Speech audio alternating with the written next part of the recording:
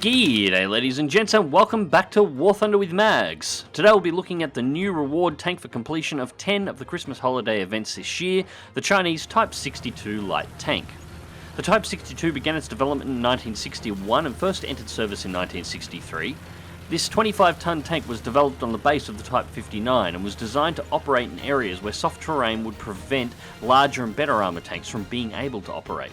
As a result, the primary design goals for the Type 62 were not in fact offensive or defensive, nor even mobility based, but revolved entirely around the size, weight and ground resistance of the vehicle. Now I should be clear, this is not a review video.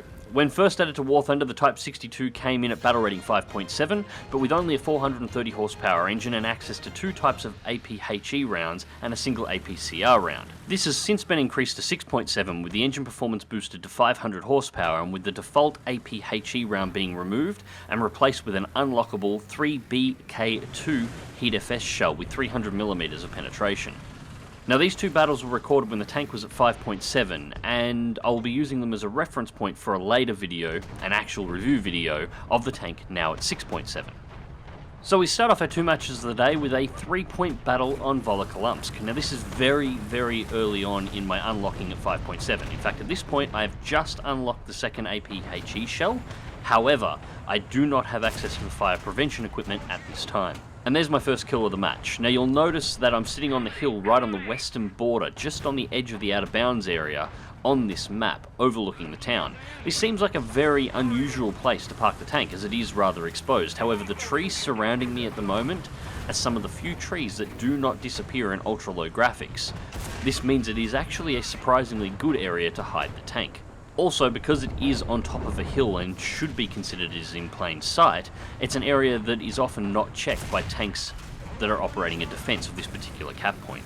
And there's my second kill. Now you'll notice I'm not moving around a lot. In fact, I'm going to stay exactly where I am for the entirety of this match up until the point that I'm killed. As I said at the start of the video, the development of the Type 62 wasn't focused on mobility or armour or armament. It was focused primarily on ground resistance, size and weight.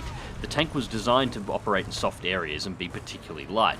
This is why the Type 62, as many people discovered when they first unlocked it, was actually in some ways less mobile than a T-34, while simultaneously lacking any meaningful armour.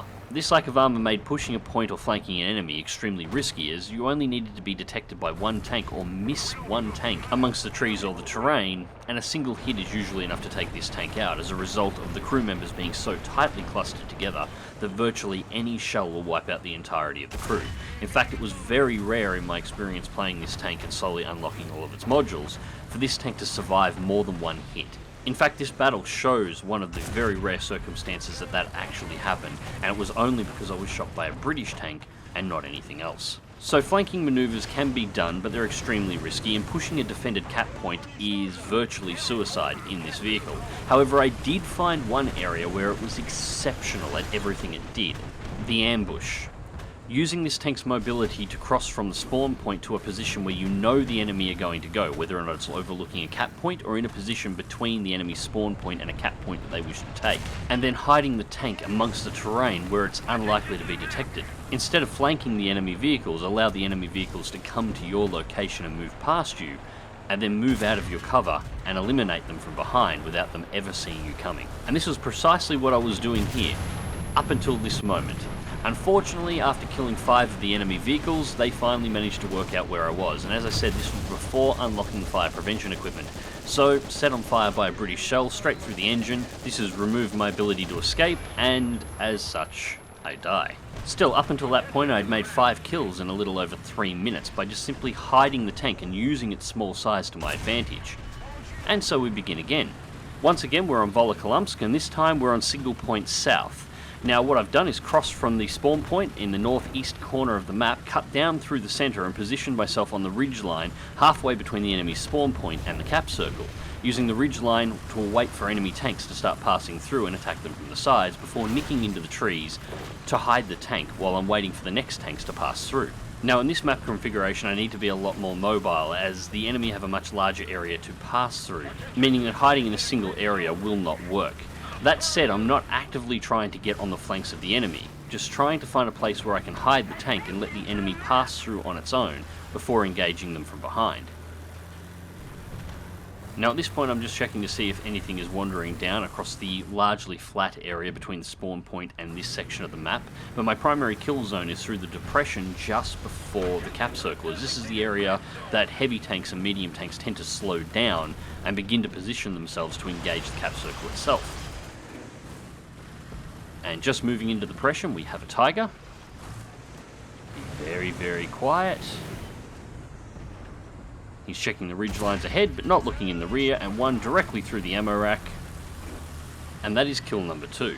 Tigers are actually fairly easy for this tank to deal with. While the penetration on the shell isn't incredibly high, in fact it's not high enough to get through the front of Tiger's turret, the Tiger's hull is actually rather squishy and it's able to penetrate providing the tank isn't optimally angled. And what do we have over here? That is a German KV-2. So one in the back of the turret, that disables its gun for the moment, but unfortunately not enough to kill the tank. So line up for a second shot.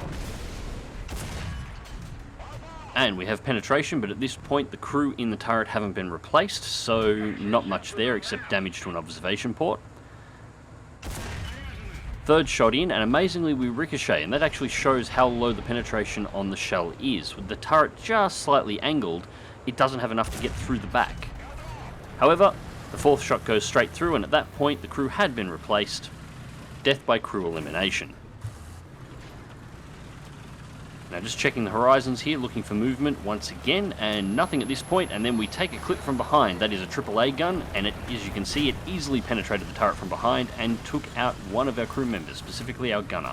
So, nicked down into the depression, and this is where the small size of the tank comes to an advantage. Even a small rise, like what you see here, is enough to hide the T-62 from enemy fire. I can see where they're shooting from.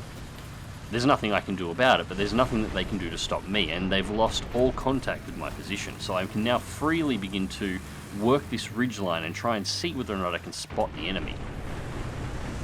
Now I'm just tracking the tracer fire at the moment. And unfortunately, I can't actually see where the shots are coming from at this time. I can just see the ridgeline through the trees.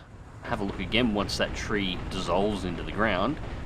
And no, can't see the point of origin on this particular shot. So we just wait. At this point, they can't see me. I know that they can't see me, but I'm also completely aware that they're there. And a quick flick over to the binoculars, and we can see something coming through. Straight through the front of a Japanese Sherman. So there is another kill. Now I'm pretty sure that that Sherman wasn't what was attacking me. I'm pretty sure it was a AAA gun, most likely a Whirlwind. However, I cannot get any visual contact with it. It's likely hidden in the trees right up at the far end, and I won't be able to see it without potentially revealing my tank. So once again, the best course of action is just to wait here. If they want to kill me, they have to come and find me, and in the process they're going to reveal themselves. And of course, that didn't take too long. Self-propelled anti-aircraft gun, one through the side, thank you very much, and that is kill number 5. And at this point, we've held the cap for that long, we have a definitive points advantage. There's no way at this point that we can really lose this match. We have tanks all over the cap circle, and as you can see, I'm pretty much single-handedly denying the enemy any reinforcements or any significant reinforcements onto that cap circle. The only real question at this point is how many reinforcements do the enemy actually have before the match can end. And about a minute later we find out. Spotting an explosion off in the background, quickly adjust the tank. Now let's see what we've got over the ridgeline. Whatever it is, I don't have a particularly strong view on it. And that is the top of a Panther turret, so carefully taking aim. Straight through the front right hand corner, penetrate and kill everybody inside of the tank turret. That's completely taken out the gun, although from that position it shouldn't have had a good line of sight onto the actual cap circle itself. An aircraft tries to bomb it. Unfortunately for him, the bombs fall behind, but thankfully my shell penetrates the side of the turret and finishes the job.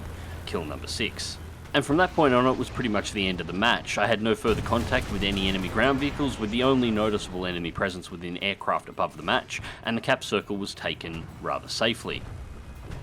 So, this is how I found the best way to make the Type 62 work at battle rating 5.7, or at least the best way to make it work for me. As I said earlier, while actively flanking was most certainly possible, I found it very risky, as if you happen to be detected, you didn't even need to get hit by a tank cannon. There are parts of this tank that are so lightly armoured that it can be penetrated reliably by coaxial machine gun fire. Setting up an ambush, however, eliminated many of these risks, and I found I just got significantly better results simply driving the tank in this manner.